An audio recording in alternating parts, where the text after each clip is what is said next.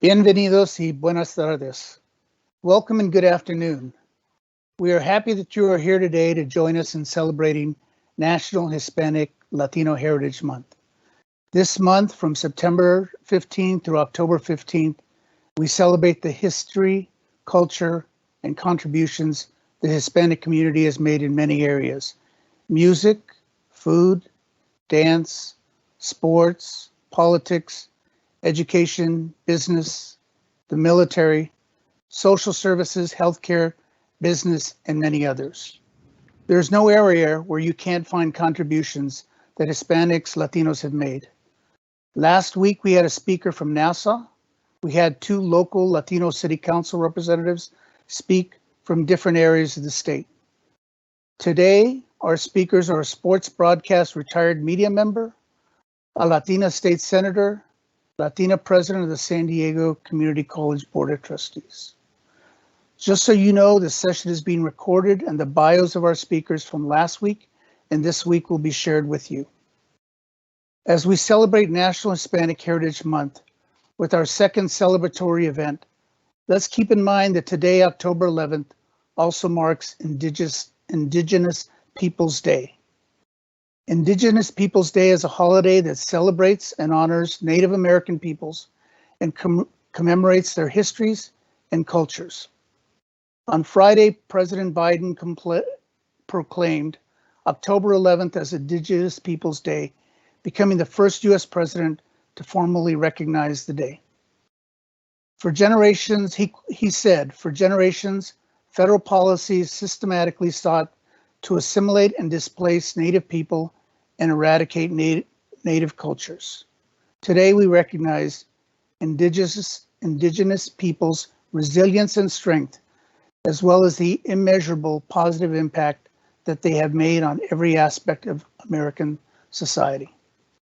Over the past several years, states including Alaska and New Mexico have adopted the holiday, choosing to forego Columbus Day celebrations and heeding calls from Indigenous groups and other residents not to celebrate Christopher Columbus.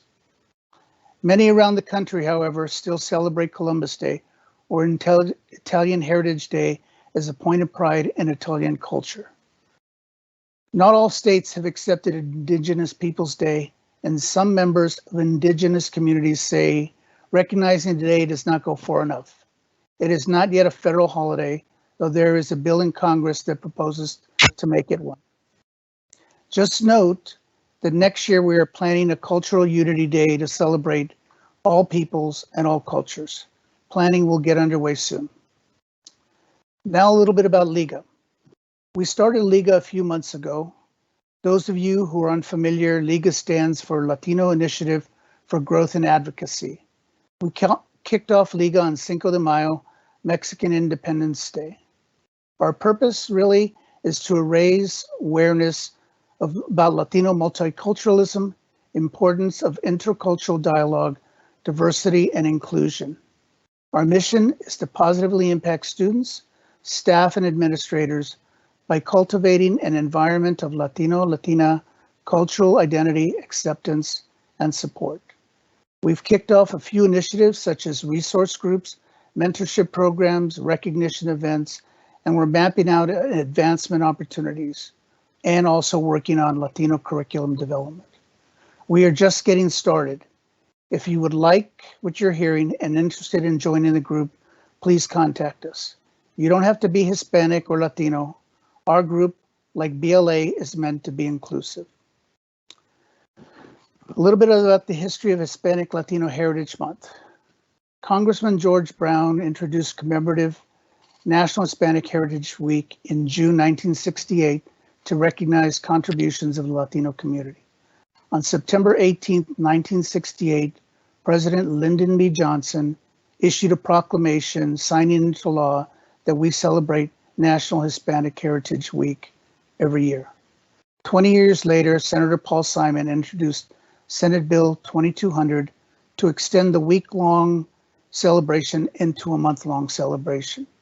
And President Ronald Reagan signed the bill into law on September 14, 1988. Since 1988, we have celebrated the rich and vibrant Latino culture in history with National Hispanic Heritage Month. Each year, Americans observe National Hispanic Latino Heritage Month from September 15th to October 15th by celebrating the histories, cultures, and contributions of Hispanic Latinos whose ancestors came from Spain, Mexico, Central and South America, and the Caribbean.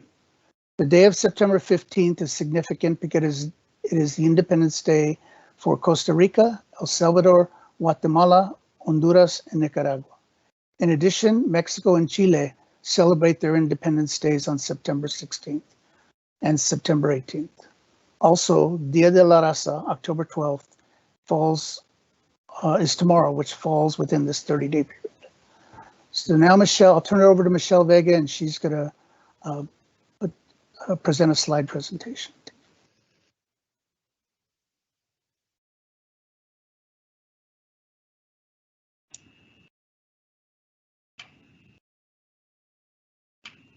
Hi, good afternoon. My name is Michelle Vega. And first of all, I would like to thank all of you for joining us today. I have the privilege of presenting to you a video we've put together containing some of our team members who have shared with us how their families celebrate their country's Independence Day. When is your Independence Day? How do you celebrate it? Enjoy. Can I share, Michelle?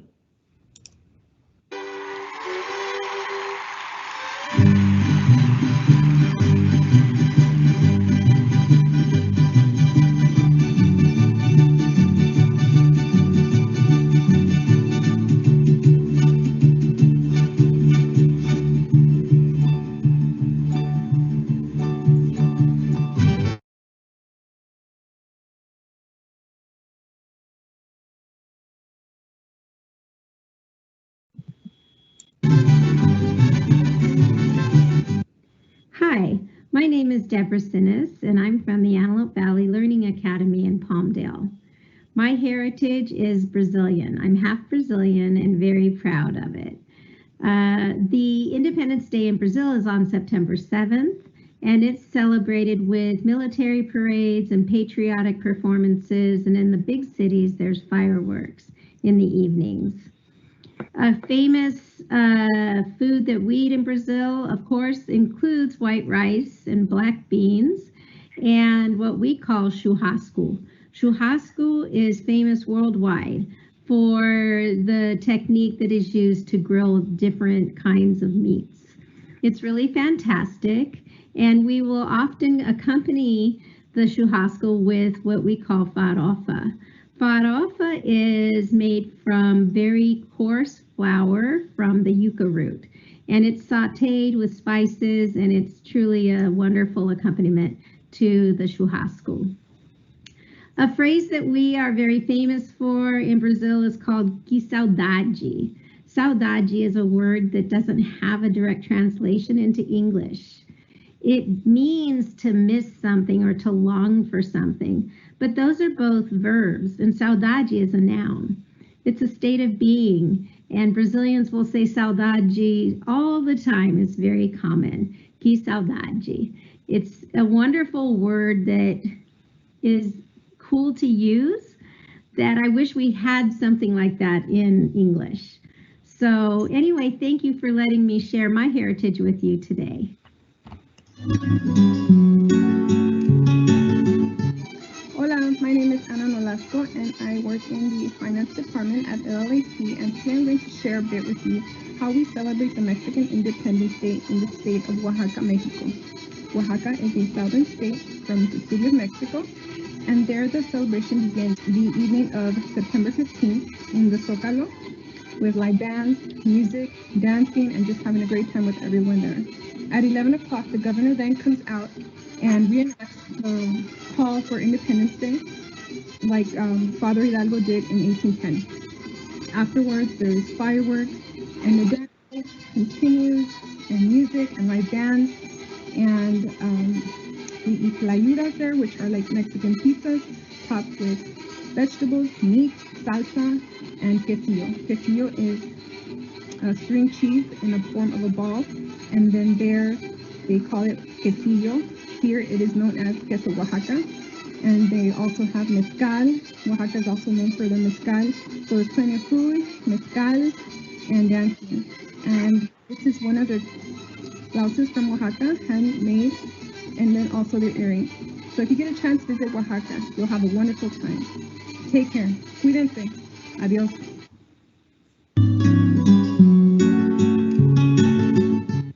Hello everyone, my name is Miriam Olsen. I work at admin. I was born and raised in Panama, came to the US in my early 20s. Panama has two Independence Days, November 28, 1821, when we separated from Spain and joined La Gran Colombia, and November 3rd, 1903, when we became the Republic of Panama. The country celebrates Independence Days with parades from the local school bands and our typical dresses, La Pollera and Montuno, among others. I'm wearing a chaquira, which is a necklace made by the Embera, an indigenous tribe. Plantains are my favorite food. They're a staple in the Panamanian kitchen. What other countries call tostones, we call patacones when the plátanos are green. When they're ripe, we make tajadas and plátano en tentación. If you hear anyone in Panama call you mopri, it means primo backwards, and they're just calling you dude. And if they say que sopa, which is que pasó, is what's up. Thanks.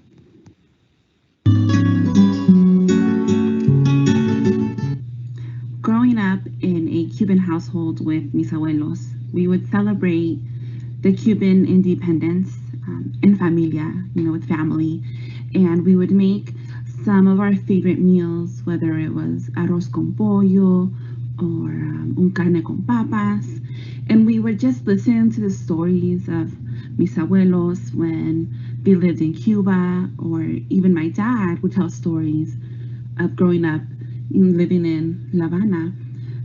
And then we would always just close the night with café cubano, which is an espresso shot, like a tiny little espresso shot with some leche. And then always our grandma would always prepare for us postre, which would always be guayaba con crema. And I think now, having my own family, I don't have the stories to tell because I wasn't born in Cuba, but we like to keep those Cuban dishes alive in our household. So just learning how to cook them from my family. And then of course, my kids still drinking the café cubano and eating the guayaba con queso is just some of the things that we continue to do now that I have my own family. Dios te salve, patria sagrada. En tu seno hemos nacido y amado. Eres el aire que respiramos, la tierra que nos sustenta, la familia que amamos, la libertad que nos defiende, la religión que nos consuela. Hi, I'm Melissa Calderon, and I work at our External Affairs Department at LLAC. I am representing El Salvador, el pulgarcito de América. Our country is known for the land of volcanoes and the best beaches for surfing. This year, we celebrated 200 years of independence. During our independence, we parade the streets and wear proudly our flag's color, blue and white. In my home, we celebrate by making our famous food, pupusas. When our people fled our country during the Civil War in the 1980s, we introduced the pupusas to the United States. Now you can find pupusas sold everywhere. So what are you waiting for? Go get yourself some pupusas.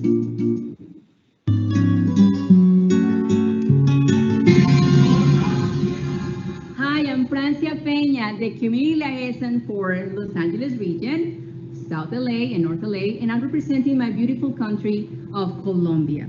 Our Independence Day is July the 20th, and we celebrate our Independence Day in Pico Rivera with a huge Colombian festival that gathers thousands of people, not only from Colombia, but from other Latin American countries. And we go to the festival to eat Colombian food like sancocho, for example, which is a soup, ajiaco, another soup, bandeja paisa, empanadas colombianas, Colombian empanadas, and arepas. Arepas for Colombian people is like tortillas from Mexico. And we also gather to dance, especially cumbia. And I'm wearing this amazing dress, the typical cumbia dress in Colombia. And a lot of people don't know this. Cumbia originated in Colombia from the slaves that were coming from Africa.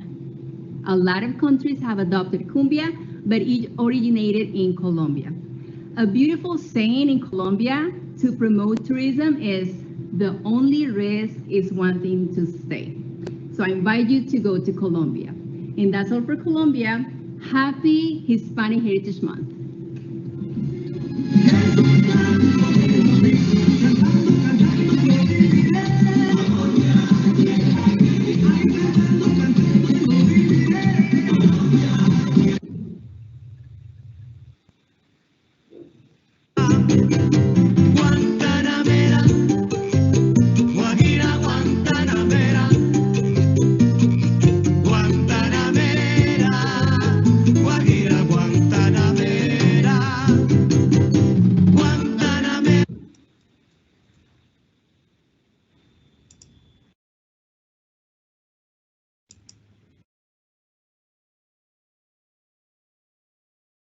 Thanks, Michelle, for that great presentation. Now I have the privilege of introducing a good friend of mine, Jorge Harin. Jorge and I have known each other for many years, have worked together, and it's great to see that he continues to be active. Although he recently retired from the Dodgers, I'm sure his life is full of plenty of activities and things to keep him busy. So I'm going to give you an abbreviated version of Jorge's bio, and we're also going to share all of the bios, like I said earlier, of all our speakers from last week and this week, so you'll be able to access them on Teams. But Jorge joined the Los Angeles Dodgers in 2004 as Director of Sales for the Dodgers Spanish radio network, transitioning on air at KBC when he was first known as the popular airborne traffic radio network as reporter Captain Jorge. In 2015, Jorge was teamed with his father, Hall of Famer Jaime Harin, calling games on the radio, forming the only father-son broadcasting team in Major League Baseball history. In 2016, Jorge was recognized by Southern California Sports Broadcasters Association as the top Spanish radio analyst in Los Angeles. I'm going to turn it over to my good friend, Jorge Harin. Jorge, thank you so much for joining us. Bobby, it's great to be here with you all. Michelle, Bobby, and it's a privilege for me to participate here in Liga's National Hispanic Heritage Month recognition. This is wonderful, and I'm very proud to be a part of all of this. You know, every year it seems that there is a greater emphasis and a greater focus, and you see it from so many different avenues and directions and companies and corporations and broadcasters and media entities about celebrating the contributions of Latinos to this country, the United States, the Hispanic Heritage Month.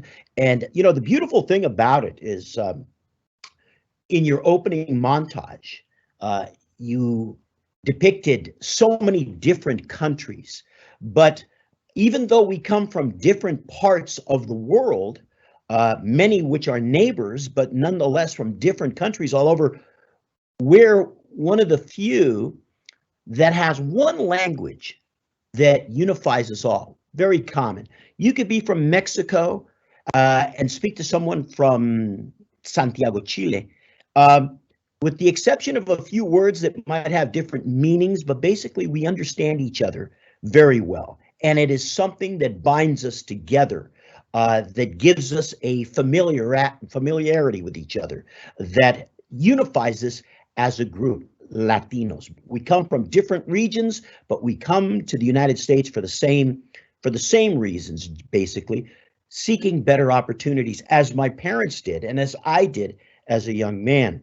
So I'm so glad to see that we're taking the time to celebrate that and illustrate it for younger generations of Latinos who are born and raised here in Los Angeles to understand their background, who you are, where you come from, what we have contributed, because it's so important in this current environment. You know, I don't want to get into a political discussion here, but we've seen the direction that our country has gone in the last 6 years, and it's been quite fractured and everything. And it's important to learn, to gain knowledge, because that's the only way we're going to break down these barriers and assimilate into this country and acculturate this country. It used to be about assimilation. Now it's about acculturation. It's about taking the best features of your culture that you were raised in, as many of us raised in our homes in a Latino culture, and adding it to the cultures that are surrounding us to create our own culture that is unique in ours. So I'm very happy to be a part of that. And sports is a big driving force in that area. And for us, the Jarrins, we've been involved in sports and baseball and news reporting going on now for over 65 years, when you really take into consideration my father's career as a Hall of Fame broadcaster for the Dodgers, as well as my 30 years of broadcasting, first at KBC and then with the Dodger Radio Network. So we could talk a little bit about that, but I also want to be able to, I don't know, are we set up, Bob, to take some questions or anything as well? Or should I just go on talking for the next 20 minutes? I'll have some questions for you as well. I'll probably have 3 or 4 questions to ask you. And people can submit questions, and we'll take a look at them and ask those questions as well. So, you know, let me give you all just a little bit of a background in my particular case, and that is that you know, like many Latinos born outside of this country, I was born in Quito, Ecuador. Most people think, what part of Mexico are you from? Or when I go to Ecuador, they say, what part of Mexico are you from? And I said, no, I was born in Quito, but I was raised in Los Angeles. I came here at the age of 1. So a lot of the Spanish that I use has been adapted from the influence of Mexican Spanish here in Los Angeles and Southern California. But as I said earlier, nonetheless, we can still make ourselves well understood and share a lot of the same common feelings and ideas. And I came here when I was a year old. My parents immigrated to the United States seeking better opportunities. It was my mom who was the driving force, as is the case so often in many Latino families, grandmothers and moms and tias that are there pushing and helping for the family to gain a foothold and become more acclimated to their new environments. And we were no exception. We spoke Spanish at home, but you know, once I started school, then it was incumbent that I learn the language. And that's when I finally really began to learn English. And a lot of it was from television and watching cartoons. And as time went on, my parents made a concerted effort to make sure that we spoke Spanish at home, because often, as is the case, and in my case, my own sons, they understand, they speak some, but not as much as the previous generation. And so I was raised here in Southern California. I had the opportunity to get a good education, attended Pepperdine University in Malibu. I graduated there in 1979. I went to work after that, working for NBC as an NBC page. And as an NBC page, it was my duty to work with a lot of different shows that were being done at the studios there, answering phones, being a gopher, you might say, here and there, as well as conducting tours to the general public about what went on at NBC. And it's that really honed my public speaking skills. You know, when you have to entertain a group for an hour on a walking tour, and late in the afternoons, many of the studios were closed because of production, well, you had to entertain these groups of 30 to 40 people and find a way to get to them and describe what was going on without the ability of actually showing them what was going on in the studio. That was tough, but it sure taught me an awful lot when it came to communication, expressing myself, and getting my ideas across. Something that has served me well since then. After I went to work for NBC, I was fortunate enough to land a job with the Los Angeles Olympic Organizing Committee. And the reason I went there is, first of all, because of my love for sports, the Olympics coming to Los Angeles in 1984. But I said to myself, there has to be an opportunity here for someone who is bilingual.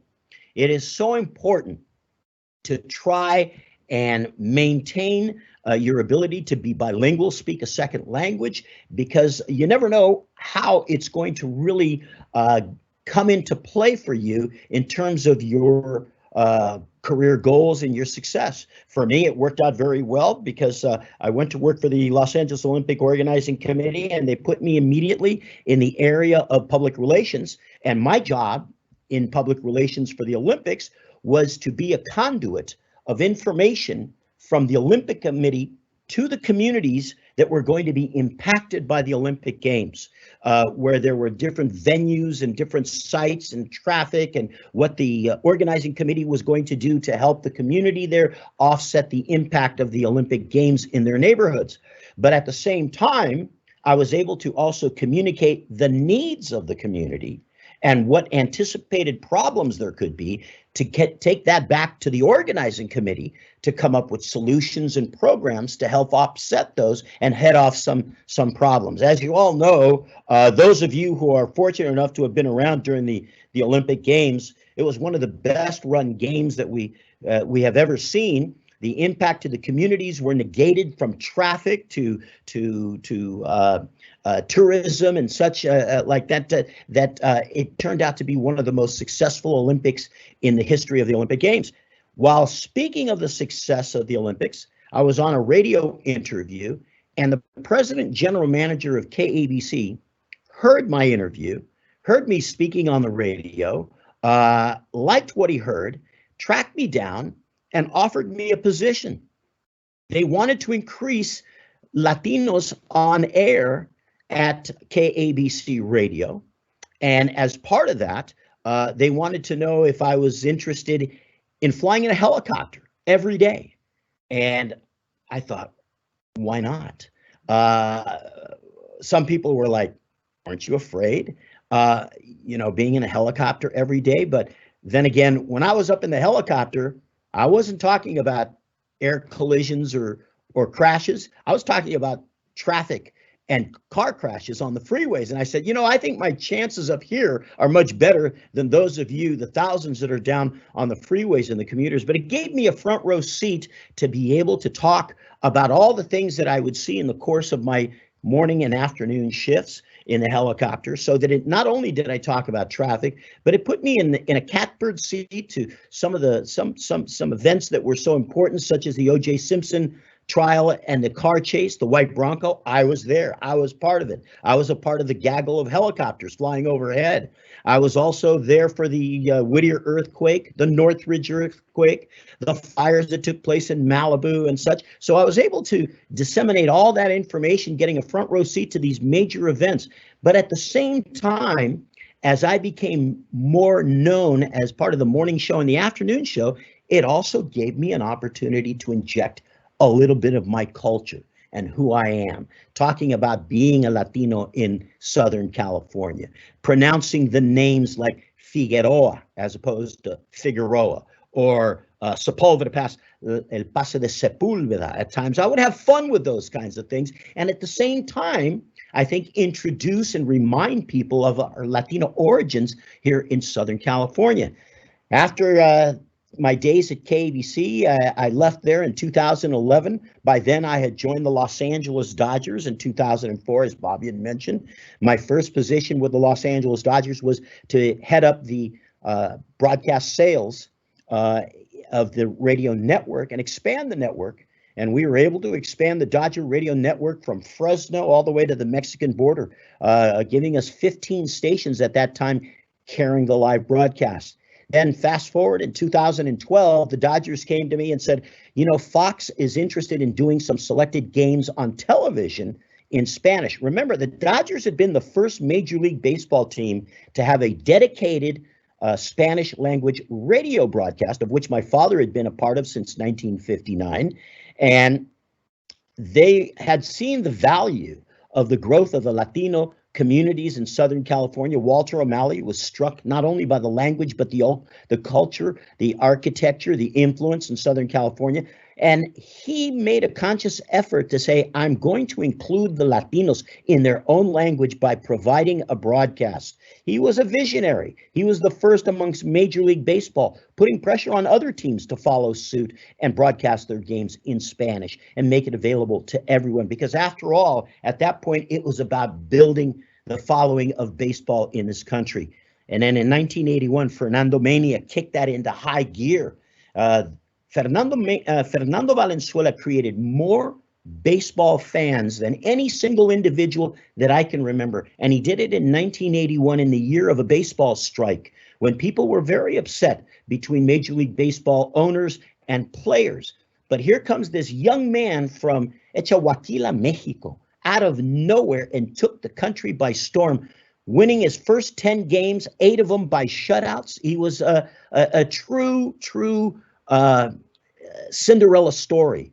And we were so happy to be a part of that, and not only bring it to Latinos in Spanish, but it also meant for my father doing interviews and interpreting for Fernando in the English media, because even though this was something that was big in Los Angeles, when they went to Chicago and New York, the thousands of people that turned out to see Fernando Valenzuela was something that was incredible. And I'll tell you real quickly a story. In Chicago, Fernando suffered one of his first defeats. He did not pitch well at all. He was removed by Tommy Lasorda in the 4th inning. By then, Fernando went back. The Dodgers lost that game that night. Fernando was in the clubhouse when they got a call saying, Fernando, Jaime needs to come down and take you out onto the field. Why? Well, because the people want to see you. But I lost. I didn't do anything. I lost this game. And they said, but Fernando, they won't leave until you come out. They're out there, 10,000 people in Chicago's Wrigley Field after the game, chanting, Fernando, Fernando, Fernando. And they said, well, what should I do? Fernando, just go out there, give a tip of your cap, wave to everyone, and that's it. Because the staff at Wrigley Field saying, until he does that, we can't go home. That was the impact of Fernando Mania. He went out.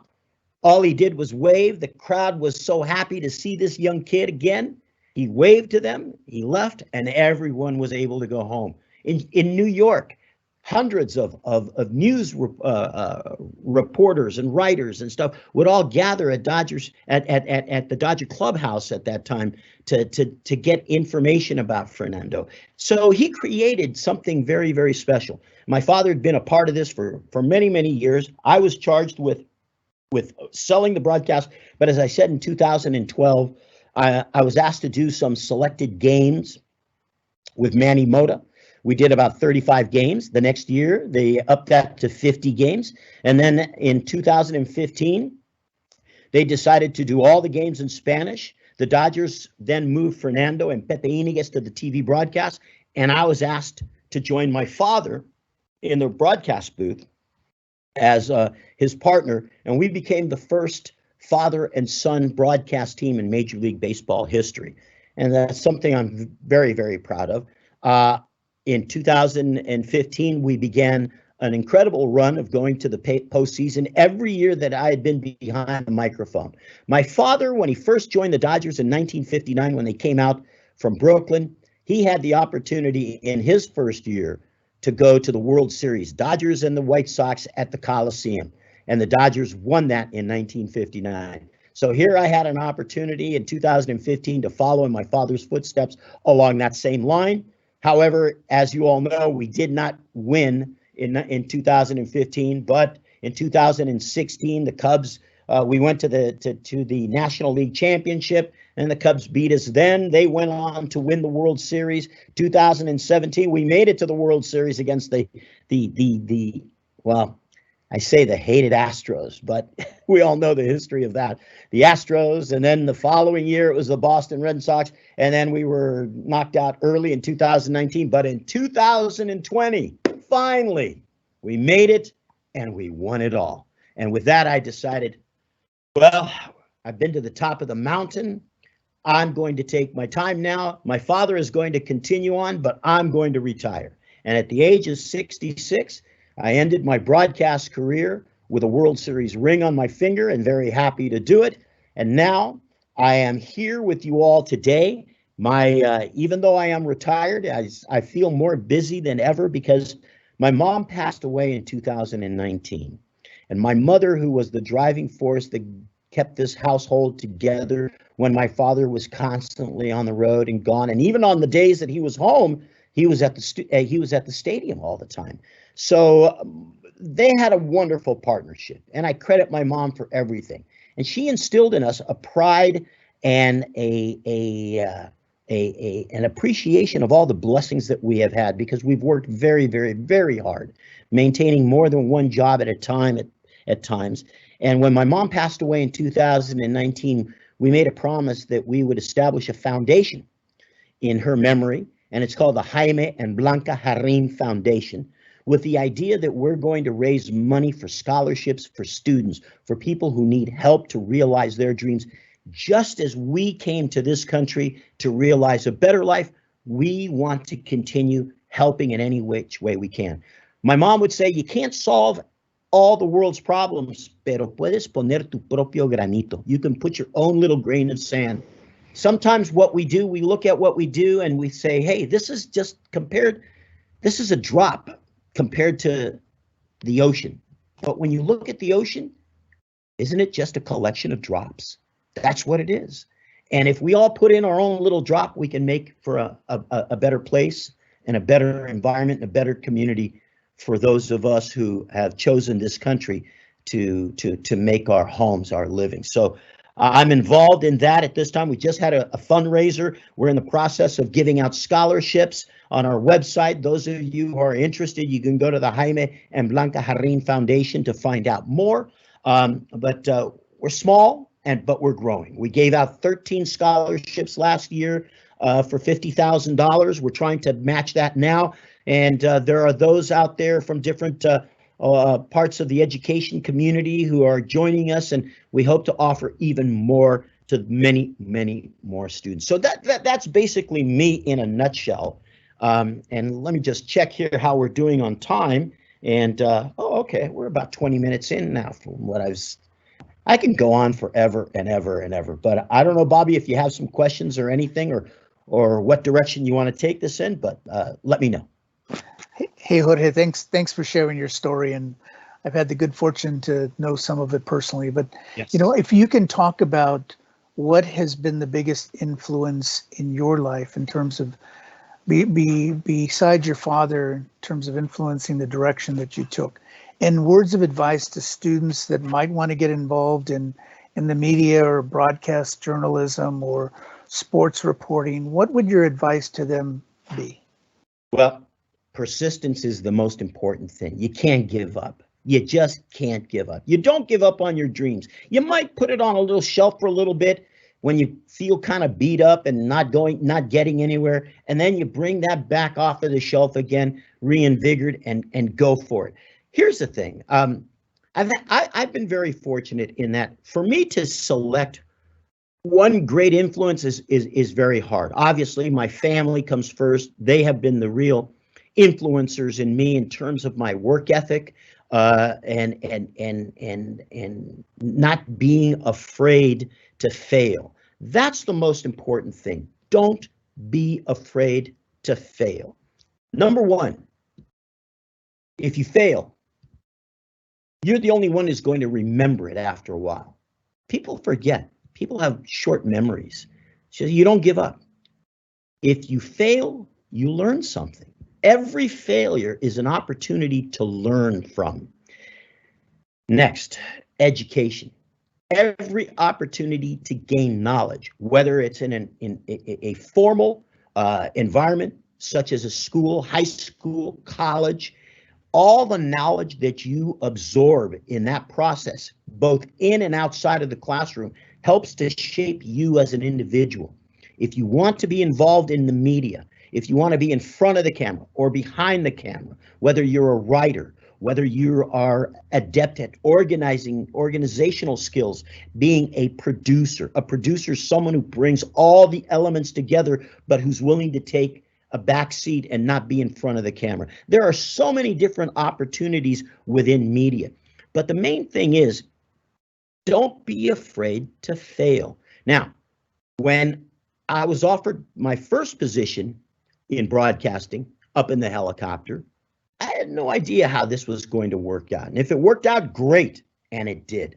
But if it didn't, you move on. Now, I had become very accustomed and very comfortable as a broadcaster, by the time I went to the Dodgers. I felt very, very experienced. I had worked with Manny Mota for 3 years before I moved to the broadcast booth with my father. But something very interesting happened to me then. I became very nervous again in my first season. Why? Well, because I said to myself, I'm no Jaime Jarrín, but I can do my best. But my father is sitting right next to me, and he's a Hall of Fame broadcaster. He is inducted into the Hall of Fame of Baseball in Cooperstown, New York in 1998. That same year, he received his star on the Hollywood Walk of Fame. And then later on in 2018, he was inducted into the Dodger Ring of Honor for his work, something that up until then, only 2 non-players have had that opportunity, that distinction, Vin Scully and my father. The others that are in the Ring of Honor are all Hall of Fame players inducted into Cooperstown. That was the only way you could be considered to be inducted into the Ring of Honor, is to be inducted into Cooperstown, and the rest were all players: Don Drysdale, Sandy Koufax, Tommy Lasorda, people like that. So my father, very, very distinguished, very, very successful. He's sitting next to me, and I know he's got my back, but at the same time, I know he's listening to every word I was saying and how I was saying it, whatever. And he would give me some suggestions off once we were done. But I remember that it was very, very difficult for me at first, and I was very nervous about it, very apprehensive. And then my youngest son, of all people, my youngest son, Stefan, was the one who gave me the best advice that ever worked. My son, Stefan, was a very, very good high school ball player. He was drafted by the Los Angeles Dodgers in 2011, right out of college, and went to play in the minor leagues. But my son had this nagging doubt in the back of his mind saying, am I really good enough to be here? Or am I here simply because I'm Jaime Jarrín's grandson and Ned Coletti drafted me because of that? And he said it was a real problem for him as well, until he finally came to the point where he said, I'm not enjoying this. He said, if I'm going to enjoy this, all I have to do is do the best I can at the end of each day. If you've put in the maximum effort at the end of the day, and you can honestly look at yourself in the mirror and say, I've done the best that I could, and I can't do anything more than this, then that's all I can do. And when he told me that, I said, that's right. That can serve me well. If I do a broadcast and do the best that I can, and I know where I can improve or where I can make it better, but if I learn something every day and get there, and I know that at the end of the day, I've done the best that I can, that's all you can do. And once that happened, the anxiety just fell away. And as I said before, don't be afraid to fail. You learn by your mistakes. And I really owe my son, Stefan, an awful lot for that, for putting me at ease and making the last 4 years of my broadcast career at the Dodgers very, very enjoyable. I was able to live in the moment, enjoy the moments as they happened. I was able to relate them to the listening audience because my father always reminded me, hey, what we do is a public service. These are people who are listening to you, who have been working very hard. They love this team. They want to be taken away from their daily drudgery, their daily routines, their whatever, and get lost in the game for 3 to 4 hours. He says, and you're the eyes and ears for those people when you're on the radio. And if you do that, you will be fine. That's it in a nutshell. Great, thanks so much. One other question. How Yes. has your Latino heritage helped you? Oh, my Latino heritage has helped me because it enabled me to stand out from others. When I would be on the air and people would ask questions that are related. I remember one time trying to dispel a myth. John and Ken, who are now at KFI, were at KABC for one morning and asked me on the air if I raised chickens. They wanted to know because they said, don't all Latinos raise chickens in their backyards? And frankly, I was mortified by that question. But then when I stopped to think about that, I said, if these guys are asking this question, one, to be funny, they thought it was funny, and two, how many other people must think that? Here's my opportunity to dispel that, to let them know, no, I have no idea about raising chickens. If I want chicken, I'll go to Colonel Sanders. I'll let him raise them, and he knows what he's doing because he's the best at it. That's not my forte, so I can't answer that question, gentlemen, but I'll tell you what, we're more than just about raising chickens and things like that in our backyards. Trying to dispel that myth, trying to use my second language, which became my primary facet for being employed with the Dodgers. It was because I was bilingual. It was because I spoke Spanish that I was able to do the job that I was asked to do by the Los Angeles Dodgers. And I thank my parents for forcing me, because literally when I was in the 5th and 6th and 7th grades, my father, who would travel from time to time to Latin America, would come home with school books from that same grade level that I would be in if I was back in South America. And they would drag me in after dinner for an hour and read out loud in Spanish, practicing every day. And that paid off for me. It gave me the opportunity to not only do that, but also to be a spokesperson on television for Los Defensores. I do commercials both in English and in Spanish. I was once cast in a commercial for Chevrolet, Southern California Chevy Dealers Association. I was supposed to do just the Spanish. Unfortunately, the actor that they had for the English version didn't work out for them. And after a half day of constantly take after take after take, and they couldn't get it right, they dismissed him. And the guy turned to me, the director, and said, "You've seen this all morning long. You think you can do the English version of this?" I said, "Let me give it a shot." I ended up doing both the English and the Spanish television commercials. And that gave me another 4 years of additional income doing commercials for Southern California Chevrolet Dealers Association. They said, "Hey, we don't need to hire 2 actors. We've got one guy here who can do both." And that's happened to me in other occasions as well. So I can't tell you how important it is to be bilingual, because for me, it's been a financial gain. Great. Hey, one last question. Okay. If there was something you could change about a job, a career, what would that be? If there was something I can change in my job, my career, or are we talking about in general? Of course, I would like to see more inclusion in the media of not just Spanish language, but the culture itself being reflected. We're seeing that more now in programs that are being produced for Netflix and Apple TV and Prime, using Latino actors instead of the way it was done in Hollywood years ago, where they would find an American who could have a Spanish accent, without taking anything away from the great Marlon Brando. But I love the movie Viva Zapata.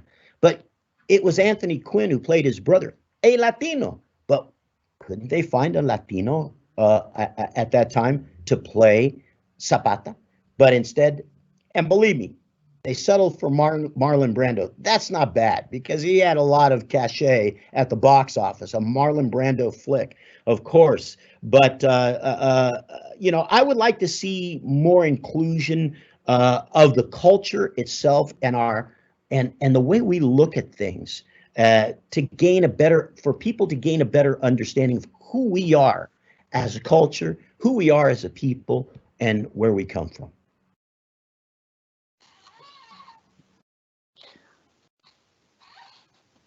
So Jorge, there's one last thing here. Somebody said that it's funny that you get asked in Ecuador, where in Mexico are you from? Uh-huh. The person is saying once in Peru, and it was asked where Los Angeles she was from, because a lady picked up my English. Where in Los Angeles did you grow up? I grew up in the San Gabriel Valley. Originally, when my family first came here, we lived in Los Angeles, just off of 4th Avenue. Eventually migrated to Altadena until I was finished the 4th grade. And then at that time, my parents had heard that the school districts in San Marino were very, very, very good, better than a private education. We were fortunate to have a public education that was on that same level. So my parents moved us all to San Marino, where I grew up from 5th grade on, went to college. And I think being in that environment was very, very, very helpful, because the vast majority of people that went to school here, it was just assumed that you were going to continue your education after high school. And we need to instill that in other areas, not just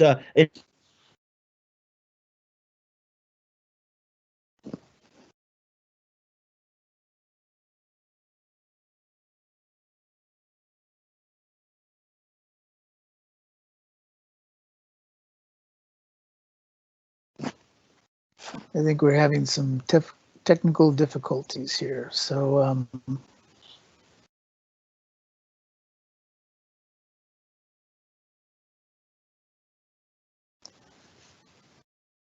Yeah, I think it froze, but you live, Bob. okay. Just wanted to thank Jorge. Hopefully he can hear this. I appreciate his time, his sharing his story, not only about the role his culture has played in his life, but you know, advice to any students who want to pursue a broadcast journalism, sports journalism as a career. So thank you, Jorge. Appreciate you joining. And now we're going to ask that Senator Susan Rubio join us. I will introduce her briefly. I've had the pleasure of knowing the senator for many years, supported her when she ran for the state senate, had an opportunity to sit down and talk to her about education. She's a former school teacher. She's a former school teacher, has a passion for education, has been a leader in the education space in Sacramento, really cares about students like ours, spent quite a bit of her time representing the city of Baldwin Park, and now represents that city in the state senate in the San Gabriel Valley. She's a true champion. I'd like to share a portion of her bio with you. Senator Susan Rubio was elected to the California State Senate in 2018, representing Senate District 22 in LA County. Previously, she was a public school teacher for 17 years in Baldwin Park and Monrovia school districts, and was an elected official for 13 years in the city of Baldwin Park. She was born in Juarez, Mexico, and is the proud daughter of a former bracero worker and housekeeper. Without further ado, I'd like to introduce Senator Susan Rubio.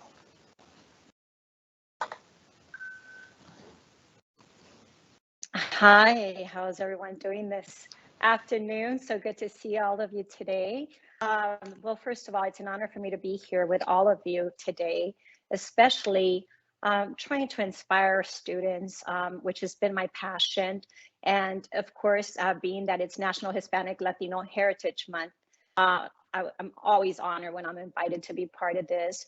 Well, first of all, I want to thank Bob Morales and all the staff, supporting staff, teachers, and I just want to share, as a teacher for 17 years, I know the passion that you bring. I know the dedication you bring, and how you dedicate even your personal time to ensure that our students succeed. So I just want to commend all the teachers out there and staff and administration for all that you do for our students.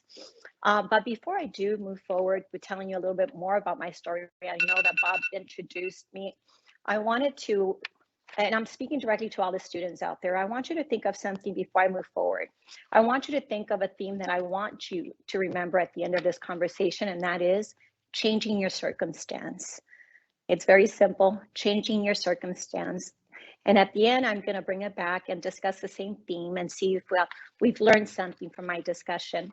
I wanted to share, as Bob already mentioned, I was born in Juarez, Mexico, and I came to the States undocumented. And we moved to Texas early on. I started elementary school in Texas. It was called Weenie, Texas. And at the time, I didn't even know, but I had never heard the word undocumented. And that was the first time I learned that we were not legal residents in the state of Texas. My father and my family were deported back to Juarez.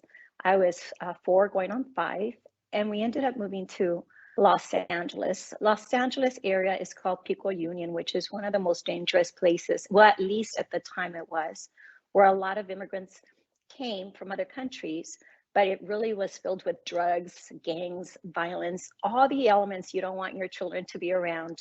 However, we didn't have a lot of money and my parents didn't speak English. So unfortunately, that's all we could afford. And we stayed there my entire elementary years, my middle school years. And through those experiences, I've learned that complaining about what I didn't have never got me anywhere. So I really wanted to talk about a little bit of the challenges that we faced as we came to this country. First of all, I'm a twin, and I just happened to be a GATE student, which means advanced. And I know that now as a teacher, but my twin brother wasn't as lucky. He was very smart, very bright, and spoke fluent Spanish. But at the time, it was unfortunate that the educational system could really give you an assessment based on whether or not you spoke English. And he didn't. So at the time, it was appropriate, which we don't use now. It was appropriate to call a student mentally retarded. And that's what they said to my parents, that my brother would never learn. And they put him in a special school with severely handicapped children. So that was very traumatic for me as a twin and my 2 other sisters, where we couldn't go to school with my brother. We couldn't see him at the playground because they weren't even allowed to be in the same school. And I say this because as a teacher now, I know that we learn English through social interactions. So eventually he learned how to speak English. And of course, the school district realized that they had made a mistake. So eventually they brought him back to our school. But at the moment, it had been too late. They have robbed my brother of an opportunity for a normal academic life. He always felt inadequate. He always felt he wasn't smart enough. His self-esteem really did take a hit.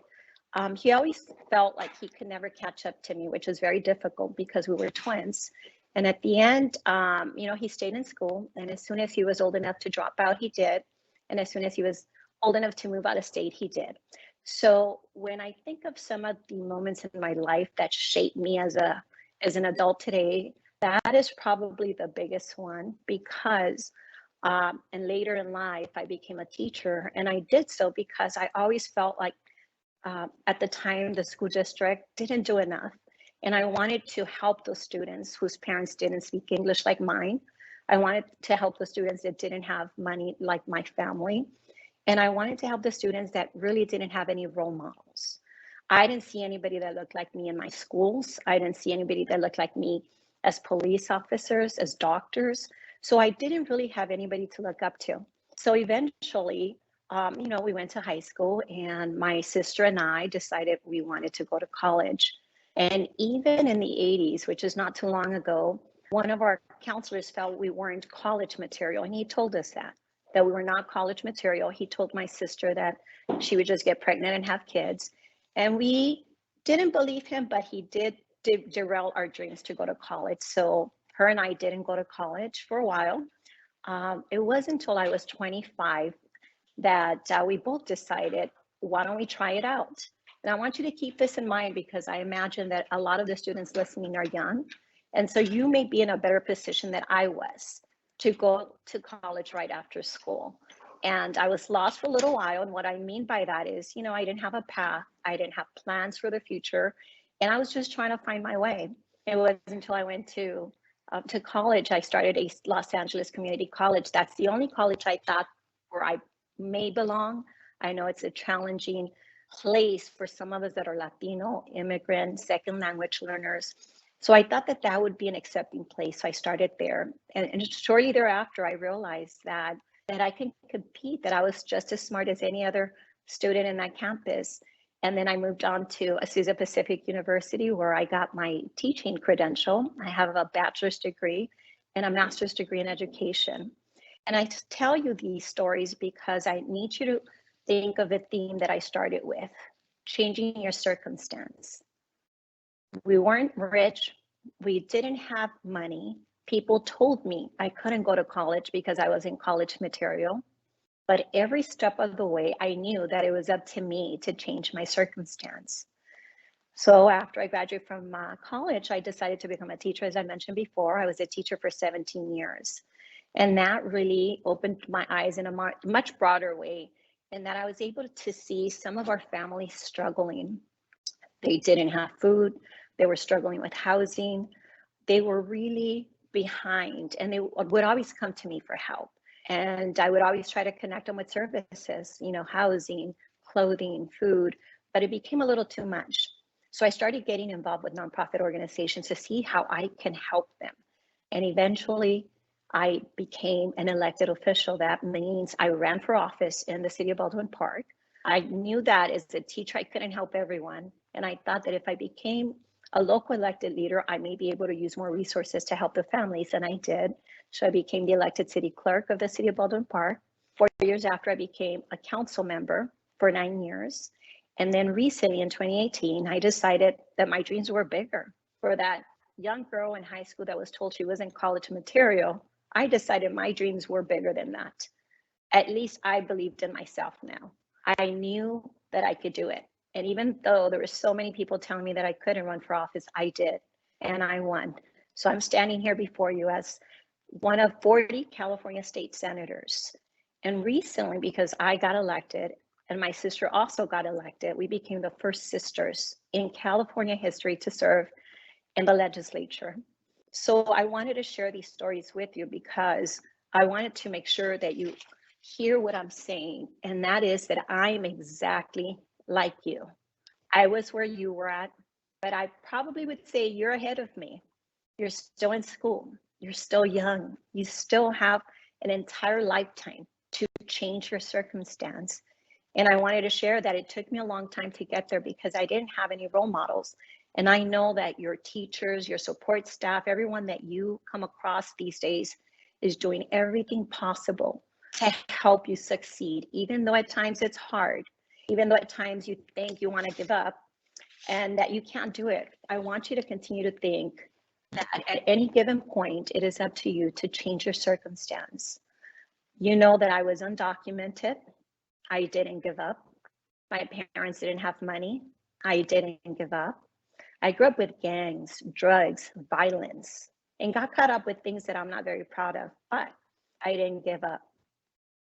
I wanted to go to college and someone told me I couldn't, but I didn't give up. Later, I wanted to run for office so I can help my community, especially my Latino community.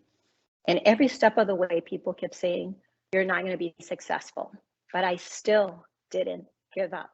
And I'm here again as your state senator. And that's only because I didn't give up. So there's not a lot of difference between you and I. And I want all of the students listening today to remember I was sitting in your chair many years ago.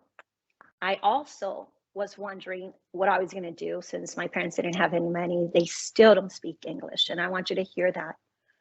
My mother was a housekeeper her entire life and just retired about 7-8 years ago.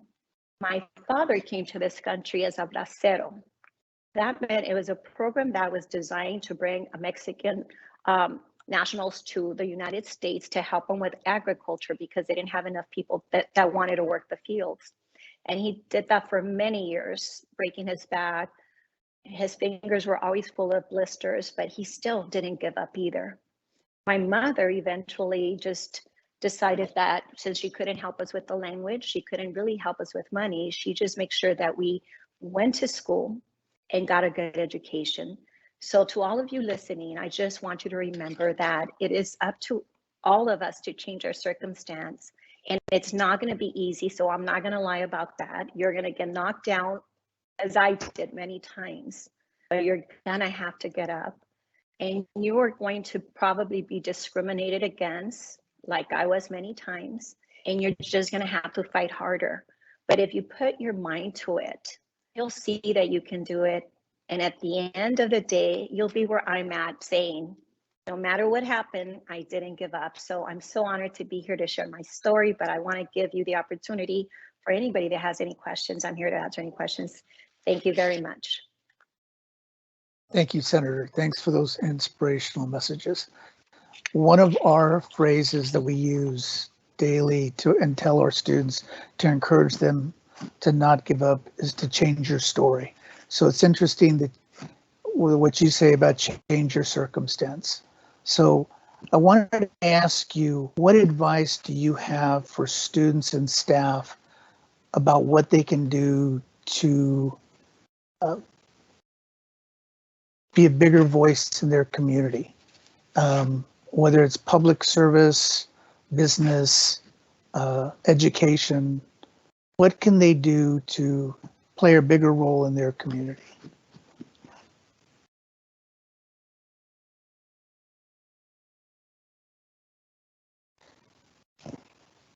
I think you're muted. Sorry, thank you. One of the easiest thing that I can recommend, which is free, by the way, is get involved with your communities. I did not know anything about government. I'd never been around any elected official. I didn't know how cities function. I didn't know how nonprofits function.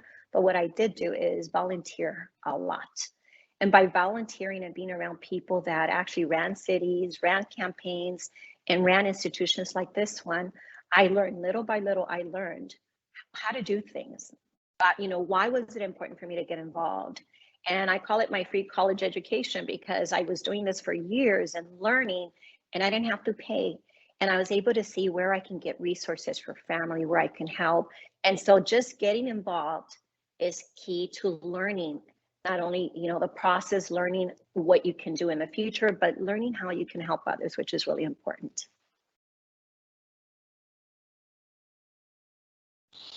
Okay, how about what person or circumstance has had the greatest impact on your life, or a significant impact? Maybe not the greatest, but a significant impact on your life.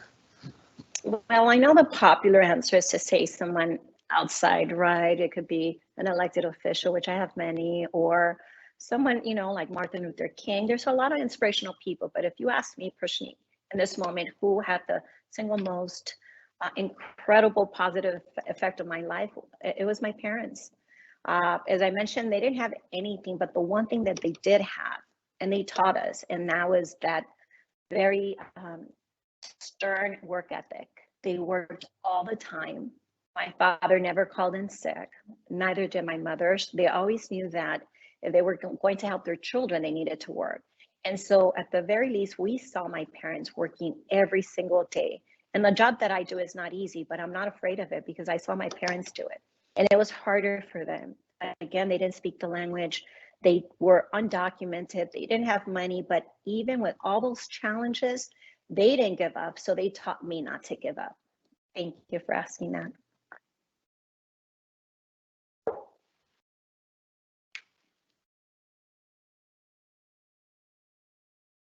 Okay, somebody has a question here. Let's see. Michelle, I'm not seeing it. Can you ask the question? Sure. Okay, so we have a question. How far up the political ladder would you like to climb? First female Latina president? Well, wouldn't that be nice? As I mentioned to you and all the challenges that I had, I'm not going to limit myself this minute by saying I don't want to. But the reality is I got elected 3 years ago and I'm really enjoying what I'm doing right now. And so my term is potentially 12 years. I've served 3 already. And so I think I'm going to have to stay in my job a little longer to see what opportunities come before me. But if something comes before me, you already know I'm not going to give up, right? So I'm going to see what I can do to bring more resources at a much larger scale to my communities. Okay, another question just popped up. What do you recommend to students that are discouraged from pursuing a career due to their undocumented status? I know it's difficult because, there's a lot of challenges, especially right now, about being undocumented. And even though I was undocumented, eventually we went through the process and were able to legalize our status. But I would say continue to go to school, continue to get the education. There's a lot of programs for students that are undocumented, and that shouldn't be a reason for you not to move forward. In fact, I have someone that works on my staff who is currently in the same situation, but we're here to support you. We're here to help. And if you give up on the basis of not having documentation, then you're giving up on yourself, because you need to continue to move forward until we can figure out that circumstance. But please don't give up.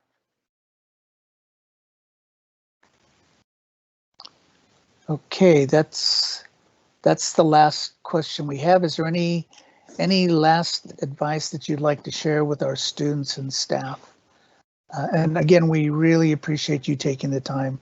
I know you've been a good friend of our types of students. You've been a supporter of ours in Sacramento. You're one of the education leaders, and we really appreciate your efforts day in and day out. And I know that it's oftentimes viewed as a thankless job, because you're working long hours, 7 days a week, representing beyond the community that you serve, and that you represent all Latinos. And so thank you for the great job that you're doing in Sacramento. Let us know if there's anything we can do to support you. And if there's anything else you'd like to share, please share that now. Yeah, absolutely. Well, to the staff out there, one of the common themes that I see every time I interact with people, especially of second language or immigrant families, they always ask me for things, but they're inclined to ask me because I'm an elected official, and there's so many services out there and so many resources that they don't know about, but they know to ask me, and I'm able to connect them with resources. And they always say that common theme is, I didn't know. Yo no sabía, I didn't know. And so I think as we interact with parents or families, I think it's probably good for us to be proactive and ask, is there anything you're struggling with? Is there anything I can help you with? Because more often than not, you have the answers to their stresses, what they're struggling with, and it's such an easy fix. If they only tell you what they're struggling with, there's programs out there where we can connect them. So it's being proactive and making sure that we engage families in conversations and just simply ask, what are you struggling with? What can I help you with? And try and connect them with resources. And for the students out there, I mean, just, my heart is with you, because I remember being a high school student and just not understanding what my future was going to be like. I always felt that elected office was only for people that were wealthy. I always felt that only people that were either related to the Kennedys, which I know it sounds silly, but I thought that only if you were related to someone that had been elected before, that was the only way you can get into these positions. But please know that anything is possible, and the limits are the ones that you put on yourself. Because, I usually teach a class with the police department called, and it's, the reality, changing your circumstance. And every single person in my class tries to tell me, but you don't understand because you have money. But yeah, I try to clarify, but I was poor. But you don't understand, you have papers, I'm undocumented, and I have to convey. So was I. And so we go down a list of 20 excuses that they have, and I assure you, at the end of the list, there's nothing on that list that I have not gone through. And there's like 10 other stories I can tell you about my challenges, but time is short. But I want you to know that at the end of that list, once I convince all the students that I've been through everything that they've been through, they're able to change their circumstance and really start thinking more positively about the possibilities. Think of the possibilities and don't get caught up with what you don't have. Remember, what you don't have and complain about what you don't have is never going to get you anywhere. It's trying to find opportunities that's going to get you somewhere. So I hope that I helped you in some way. Thank you. Well, we've had a number of comments from people listening in to say, thank you, how proud we are of you. Thanks for sharing such an inspiring story. So that's, I've had the good fortune to know you and spend time with you, and just wanted to say again, thank you very much for joining. This has been really inspiring to not only our students, but our staff. And we really appreciate the job that you were doing in Sacramento for us, and count on us for whatever we can do to be of assistance to you. And so thank you again, and we look forward to being in touch soon. Thank you so much. And I hope everyone has a nice afternoon. Thank you for having me here. Bye-bye. Thank you.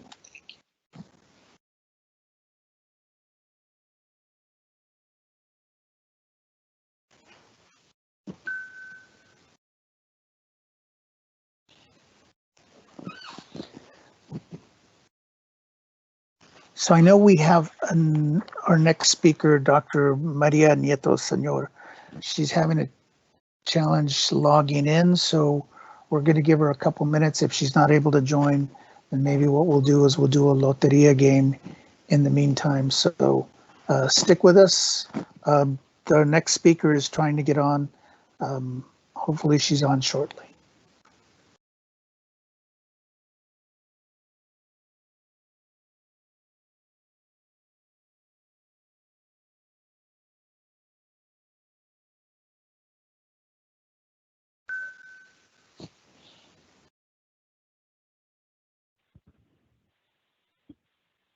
Hello. Hello, Dr. Maria Nieto Senor. Yes, this is me. Welcome. We thank you for joining us. We can't see you. I don't know if you're able to turn your camera on. Well, I wasn't sent a link. I made a big mistake. I did not understand this process, and I got some invitation to join something today from a different person, not Michelle Vega, and I declined it, thinking it was going to conflict with this talk. And I didn't realize it was from the same thing, so I apologize for that. But if you can send me a link, I can be on Zoom. I mean, I've got Zoom set up. we can hear you. So if you want to just share your comments to the group now, that way we don't lose you. And want to apologize for that confusion. Okay. But why don't you continue, and if you can share with us, your story, and we'll have a couple of questions for you towards the end of your comments. So thank you again for joining us. Apologize for the confusion. Well, that's okay. Let me tell you about myself. My name is Maria Nieto Sr., and I am a retired professor from San Diego State University, where I taught for many years in a program that trains counselors to be multiculturally competent social change agents. So it was a program that had a lot of power. Our students were overwhelmingly students of color. At least 3/4 of our students, sometimes more, come from underrepresented communities. So we had a lot of Latinos, African American, Asian, Native American students. So I taught for many years at San Diego State in that program, and I directed it. I also am on the San Diego Community College Board of Trustees, so that we oversee the San Diego Community College District, which has 3 colleges, and the College of Continuing Education in addition. So there's 4 different entities, and I am the president of the board. And these are achievements in my life that I could never have anticipated. I was born in San Antonio, Texas, a long, long time ago, 78 years ago. And when I was a child, although my parents were born in this country, both my parents were born in this country, and on my father's side, for many generations, our family has been in this country. Nevertheless, I didn't know English when I started school because there was so much segregation in housing, in employment, in everything, that I didn't interact with people that spoke English, so I didn't learn English until I started school. And my first school, the name was Robert E. Lee Elementary School. So that kind of tells you the mindset of the world that I was born into. If we spoke Spanish in school, we were punished for speaking Spanish. My brother got kicked out of school when he was in the 2nd grade because they caught him speaking Spanish twice on the playground, and we were never supposed to speak it. So we would get punished for speaking the only language we knew. None of the teachers understood Spanish. They were all white teachers, and they couldn't communicate with us. So it was a slow process for me to learn to read. Luckily, once I did figure out how to read, I really liked it. Partially because we had a very chaotic life. My mom was mentally ill. We didn't realize it until I was 14, and we had moved across the country away from all of our family. And she had what they called in those days a nervous breakdown. So she was in and out of state hospitals for the next 12 years. But even before that, we had been constantly moving. I went to like 10 different schools before I finished high school. So I got a scholarship to go to college. Luckily for me, and it wasn't even something I knew I was going to do. I hadn't planned to go to college. In our family, no one had graduated from high school. My dad only went to the 3rd grade. My mom only went to the 8th grade. And although they were both really intelligent people, they hadn't gone on to high school. So I thought that finishing high school would be great. But then I realized when I was finishing high school that I didn't have the skills to get a better job because I didn't know how to type. And in those days, a woman who couldn't type, there wasn't much you could do. There weren't a lot of other options for women in those days. So I realized I would need to go to college in order to improve my chances of having a better life than that of my parents. And in order, more than anything, to help my parents. One of the main motivations for me to go to college was I wanted to help my parents. And I was able to achieve that. Once I got my education, I was able to send money to my family, and I still help support family members that need help because I was able to attain a middle-class lifestyle. So that's a little bit about my early life. We lived in different places. I was born in San Antonio, Texas. When I was 11, my family moved to Austin, Texas, so we lived for 3 years.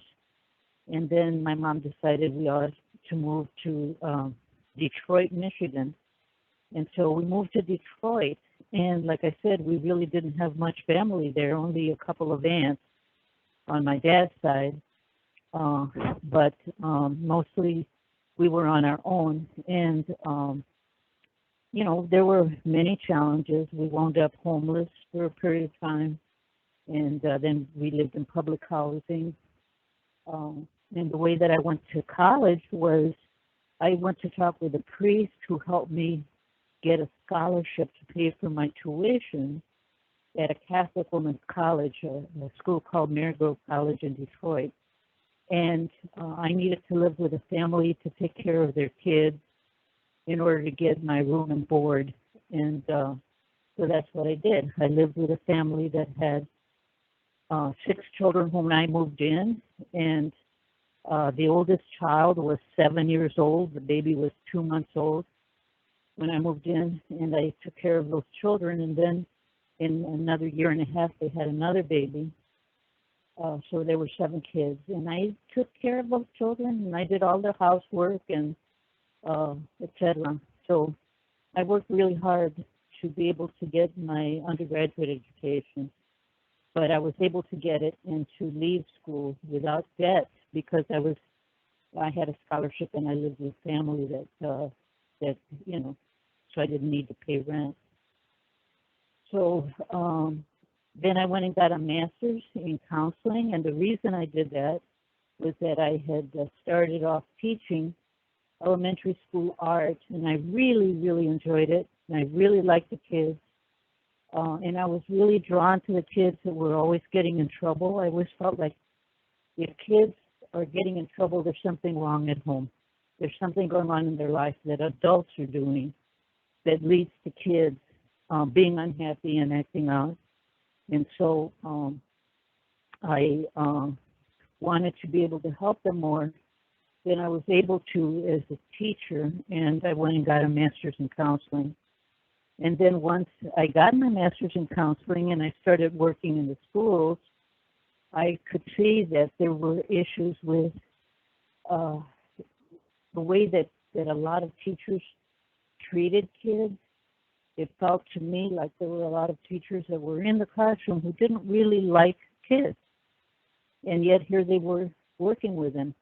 And I decided I wanted to get to a place where I could train people to work more effectively with kids. So I got my doctorate. So that's how I got all this education I never expected to get. And the opportunities I had to do different things just sort of opened up because there weren't very many Mexican Americans in my field. There were, as far as I knew, when I got my doctorate, there was only one other person, a young man I got to know who became a friend of mine who was in Arizona.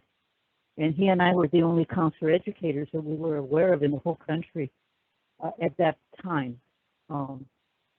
That's changed obviously a lot with time, but back 40 years or whenever that was, that wasn't the case.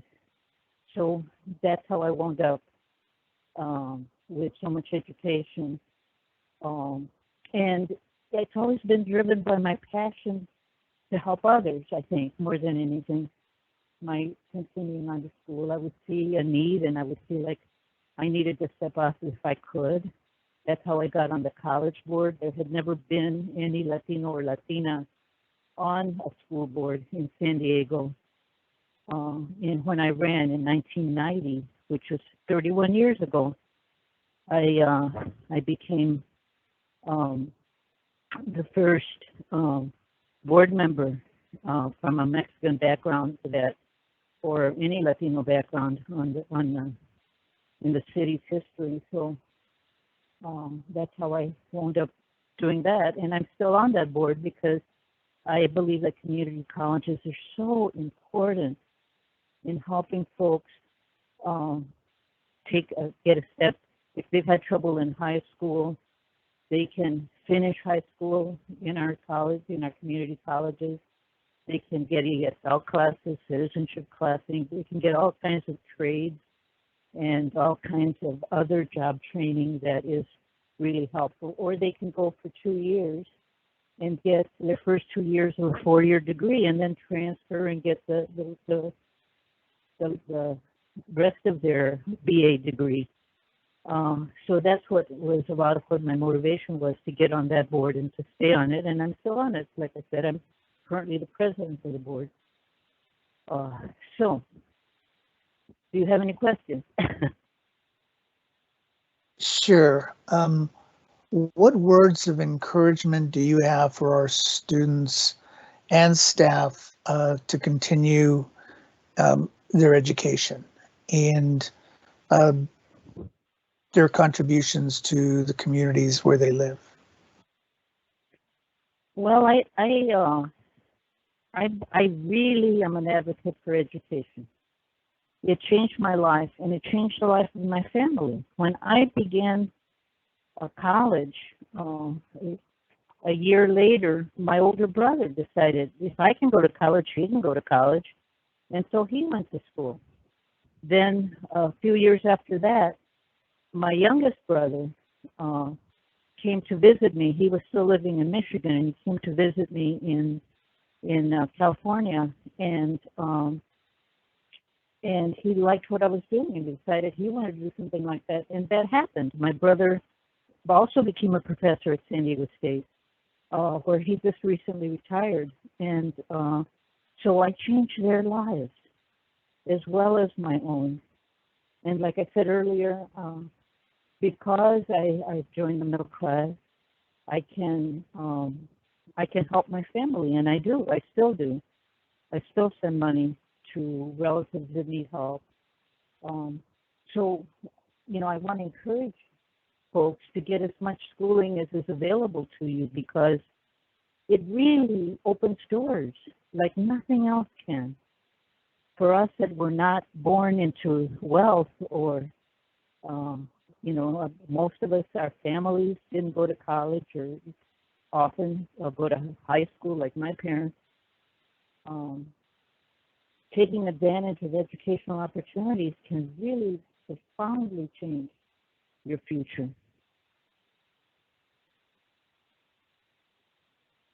Are there programs at your community college that our students should know about? We have thousands of students in San Diego, and oftentimes community college is the next and the best option for them after completing their high school diploma program. Yep.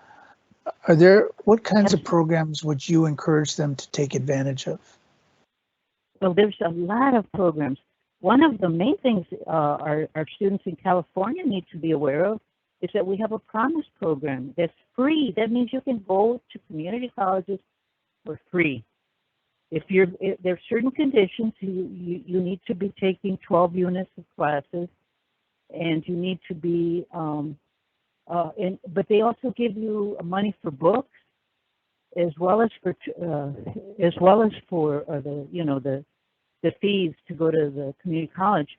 A lot of our students get financial aid. The majority of our students have financial aid, and that's not hard to obtain here in California. There's also federal financial aid, some things available. So there's a lot of ways so that it doesn't cost you money to go to school. Our own San Diego district, we've raised a couple of $1 million in order to help our students who are not going full-time, so that even if a student, say, has to work and can't go full-time to school, there's funding available to help them with expenses so that they can go to school. So it's very, very affordable. So that's the first thing people need to know, is that you can go to school, and it can be free or almost free for you. Continuing education classes for folks who have need to get a new start in school. We have high school diploma programs. We have all kinds of basic skills, office skills. It just depends on what you're interested in. We have welding programs, auto mechanic programs, and we have programs that really get people high-paying jobs when they finish. And so it would really make sense for people to look into what community colleges offer. And like I said, our district offers many different opportunities for students, both in-person classes and online classes. Because of COVID, most of our classes right now are online, but not all of them. It depends on what the major is. And there's some like labs that people really pretty much need to be able to attend class in person. So we have some, but a lot of our classes are online as well.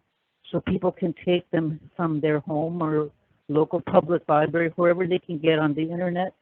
We can provide students with computers if they don't have any. That's another thing that we offer, is that we can help people get computers if they need them. So there's lots of opportunity to go to school in our district. Great. Well, those are all the questions I have. Thank you so much for joining us. Apologize for the confusion, and we look forward to staying in touch with you, especially those students that we have down in the San Diego area. And thanks for taking your time to be with us and your inspirational comments, and continued success to you. I know you've been on the board for a number of years. Continue to stay there and be a voice for our Latino students. So thank you again, Doctor, and really appreciate you joining us. Please let people know that they can contact me. They can get on my email. Michelle has it, and people can get my email, and I'd be happy to help direct them to whatever they need. Okay. Well, we will publish that along with your bio. Thank you so much, and really appreciate the offer, and thanks for joining us today. You're very welcome. Bye-bye. Thank you. Bye-bye. Okay, so thanks to those of you that are still on, those of you that joined today's program. I think we had some great speakers, some great information shared. Just wanted to say thanks again for being a part of National Hispanic Heritage Week celebrations. We look forward to continuing to stay in touch. If you have any questions, comments, want to join Liga and dedicate your time and energy to helping build the network and provide advice and support for some of the activities throughout the year, please feel free to reach out. Log on to our Teams page. We will post the presentations and the information that was shared today and last week. And thanks again for joining. I know we have the Loteria game still to be played, and so those of you that want to stay on and participate in that, feel free. But thanks to all of you that joined last Monday's session and this session. Really appreciate your time, and thanks to the guest speakers, and we'll be sending something out to them. I think they've also offered to be supportive, and we'll definitely make sure that we stay in touch with them. I'll turn it over to Michelle. Muy buenas tardes again. And again, we're very thankful to all the guest speakers, and we apologize for the small glitches, but we were still successful in the end. And so in appreciation to the speech from Mr. Jorge Jarrin and to some of us that are Dodger fans, I would like to introduce the following as it is time for Loteria. So you should have received a link in the chat to play, and I hope that you all play. To play, simply click on the link, type your name, and select a playing card. And then we're going to give the host a minute to prepare the game. We're just going to wait for the host to start. While she does that, when you see your card on your playing card, an image, or if you hear me call the image out, simply click on that image and a virtual bean will pop up, which is how we normally play Loteria. For those of you that don't know what Loteria is simply a game of chance, sort of like bingo, we call it, or some people call it the Mexican bingo. So are we ready, host? And they need to fill up the complete card, right? Correct. In order to win, you have to completely fill your card and click on Loteria, and we will double check the card to make sure that you are actually a winner. And there will be a prize for those winners. We have some players. Keep coming.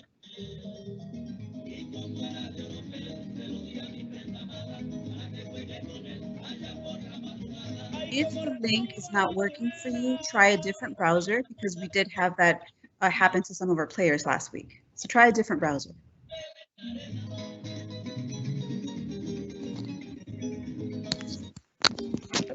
Full house. Give it another 20 seconds for more people to join.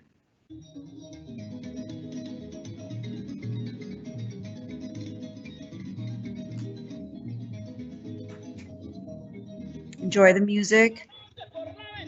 Okay, it looks like nobody else is joining, so we can start the game. Buena suerte.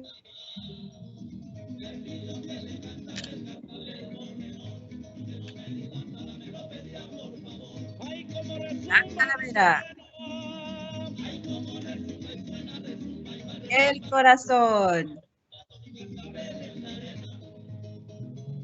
La campana. El pino. La bandera. El nopal. La dama. El barril. La estrella. La araña. La muerte. La rana. El tambor.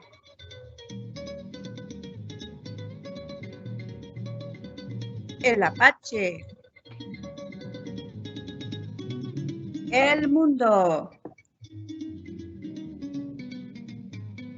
El alacrán. La palma. El gallo. I see some cards getting filled. La escalera. El gorrito. La sandía. Las jaras.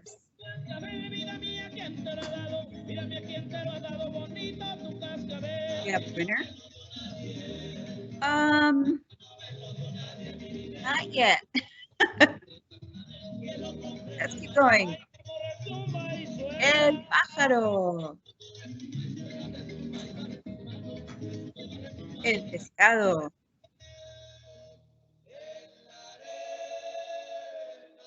La chalupa. El soldado. El violoncello. La garza. El bandolón. La bota. El árbol. La maceta. El negrito. La mano. Vamos. La botella. El músico. El camarón. La corona. Ooh, do we have a winner? Scroll down. No, not yet. La corona. El paraguas. Almost.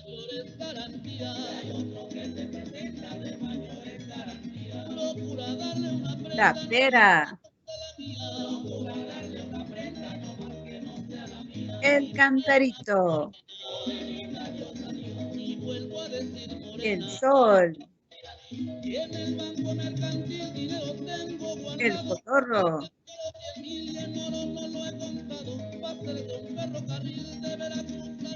El arpa. La rosa. José, el catrín. El borracho.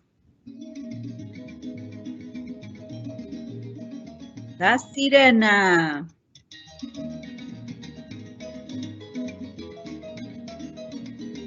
El caso. We have something really close. El diablito. Thank you. El valiente. We have a winner. Pedro, let's see.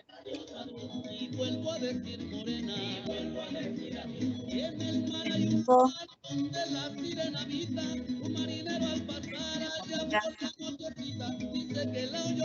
I think we have a winner. We do. So Pedro, if you leave your information on the chat, or you can email me if you don't want it all out there. You can email me at mbega@llac.org. That's mbega@llac.org. Send me your information and we'll send you a gift bag. Do we have time for another game?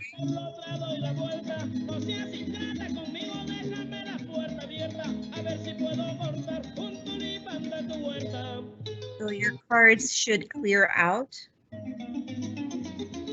would like to pray again?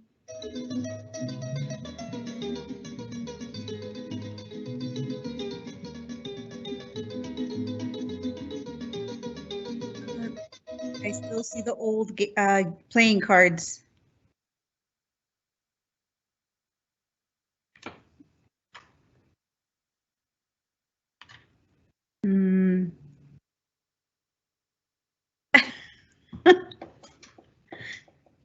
Do we have another winner?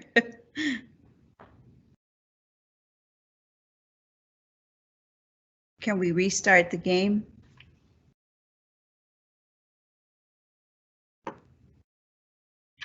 I think you guys have another winner. Well, we could only have one winner per game, but we're going to start again. So you'll see the link again on the chat.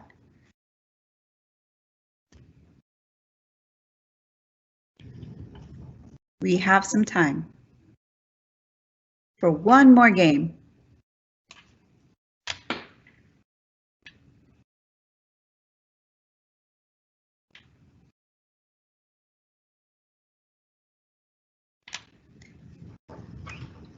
He did okay. So we have one player. Do we have two players?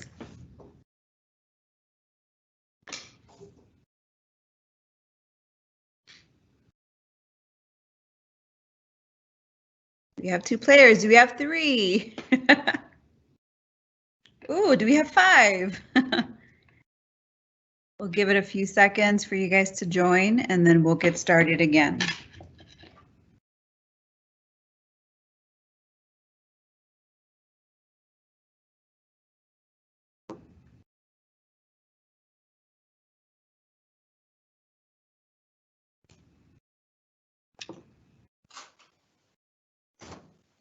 Almost.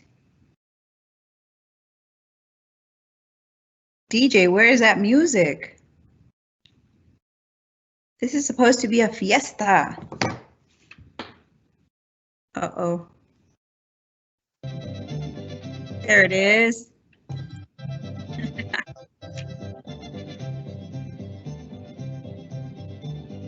Okay, how about we get started? Oh, okay. Give it another. We have a winner already. We haven't drawn. We haven't called out any cards.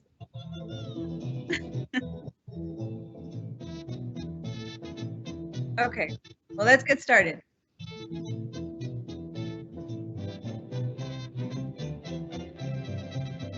Okay, El Pino.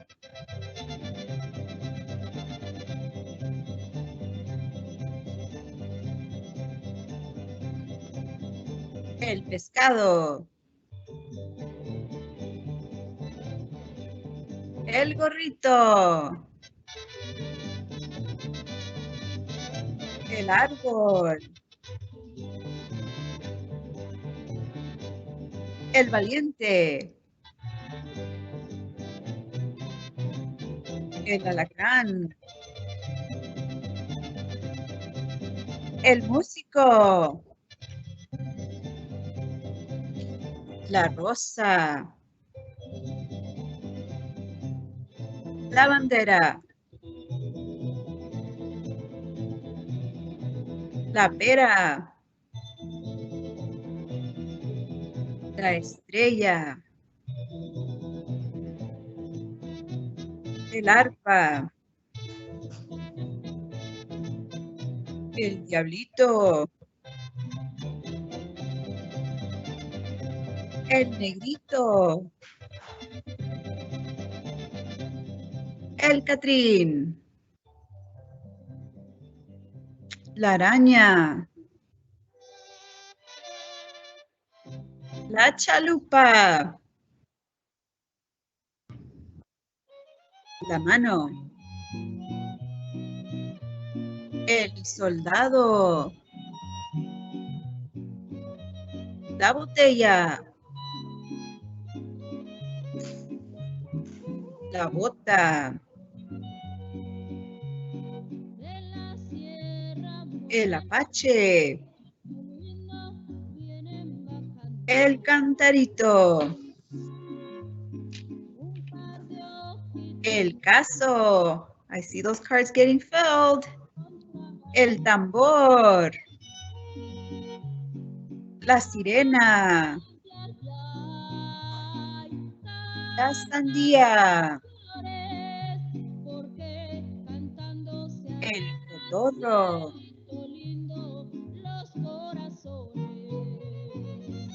La rana.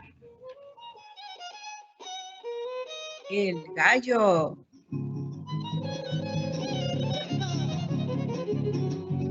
El barril. El mundo. El venado. El bandolón. El violoncello. Oh, we have a winner. Let's see. Cantarito. Yes. No. We have a winner. Loteria. Congratulations. So, Ricardo, send us an email with your information and we'll send you a goodie bag, a Learn for Life goodie bag. And I think that's it for Loteria. I think that's it for today's presentation. Thank you very much for all of you for joining us. Thank you very much to the guest speakers for presenting and accepting to speak with us today. And like Bob Morales said, if you are interested in Liga, in joining Liga, and joining one of the task forces, you can reach out to me or Bob. Yeah, we'll get back to you. Thank you very much and have a wonderful rest of your day and happy National Hispanic Latino Heritage Month.